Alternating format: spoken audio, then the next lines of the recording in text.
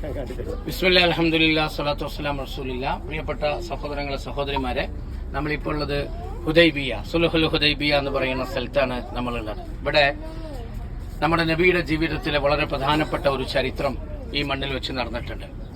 മക്കയിൽ നിന്ന് മദീനയിലേക്ക് ഹിജ്റ പോയ നമ്മുടെ റസൂൽ മുഹമ്മദ് മുസ്തഫ സല്ലല്ലാഹു അലൈഹി വസല്ലം 6 കൊല്ലമായി ഒരിക്കൽ പോലും മക്കയിലേക്ക് തിരിച്ചു വരാതെ മദീനയിൽ തന്നെ താമസിക്കുകയാണ്. 6 കൊല്ലമായി. മക്ക റസൂലുള്ളാഹിന്റെ നാടാണ്, ജനിച്ച നാട്, കുടുംബക്കാരുള്ള നാട്, പരിചയക്കാരുള്ള നാട്. ഈ നാട്ടിലേക്ക് ഇവർ വരാൻ സമ്മതിക്കുന്നില്ല. ഇവിടുത്തെ മുശ്രിക്കുകൾ അത്ര കടുപ്പത്തിലും ദേഷ്യത്തിലുമാണ്. കൊല്ലാൻ നോക്കിയിട്ടാണ് നമ്മൾ റസൂൽ ഇവിടെ വിട്ടുപോയത്. അത് 1 കൊല്ലം കഴിഞ്ഞു, 2 കൊല്ലം കഴിഞ്ഞു, അത് 6ാമത്തെ കൊല്ലം നമ്മുടെ റസൂലിന് ഒരാഗ്രഹം, ഒരു സ്വപ്നദർശനം റസൂലിനെ കാണാൻ. സഹാബികൾ ഒന്നിച്ച് മക്കയിൽ പോയി ഉംറ ചെയ്യുന്നത് റസൂലുള്ള സ്വപ്നം കാണാൻ. അങ്ങനെ നമ്മുടെ റസൂല് പുറപ്പെട്ടു. മദീനയിൽ നിന്ന് ഇഹ്റാം കെട്ടിയിട്ട് 1500ഓളം സഹാബികളുമായിട്ട് റസൂലുള്ള മദീനയിൽ നിന്ന് പുറപ്പെട്ടു. ഇഹ്റാം ചെയ്തിട്ട് എല്ലാവരും ഇഹ്റാമിന്റെ വസ്ത്രമിട്ട് ഒരു ഉംറ ചെയ്തിട്ട് നാട്ടിലേക്ക് മദീനത്തേക്ക് തന്നെ തിരിച്ചു പോകും. അതാണ് റസൂലുള്ളാഹിന്റെ പ്ലാന്.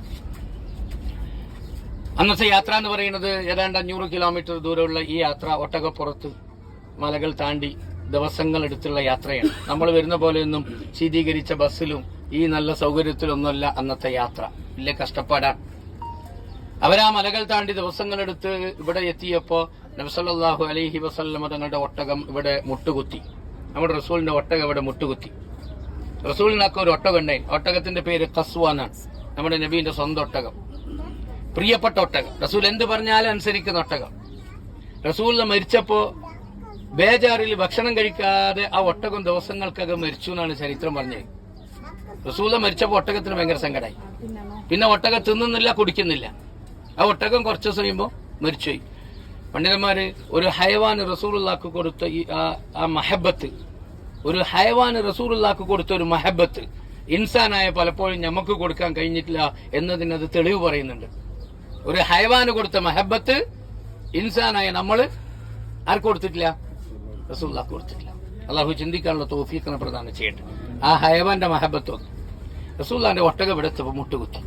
എഴുന്നേൽക്കാൻ പറഞ്ഞിട്ട് എഴുന്നേൽക്കുന്നില്ല, മുന്നോട്ട് പോകാൻ പറഞ്ഞിട്ട് മുന്നോട്ട് പോകുന്നില്ല.